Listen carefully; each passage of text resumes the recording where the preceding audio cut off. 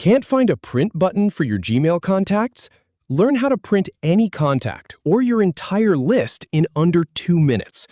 First, I'll show you how to print a single contact, then how to print all contacts at once. Let's start from your Gmail homepage. Start by navigating to the Gmail homepage.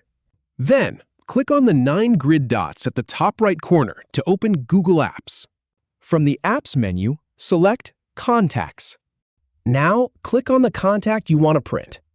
Next, click on the 3 dots at the top right corner of that contact's details. From the drop-down menu, choose Print. If you want to print all your contacts instead, go back to your contacts list. Then, click on the print icon at the top right corner. Finally, click on Print to start printing.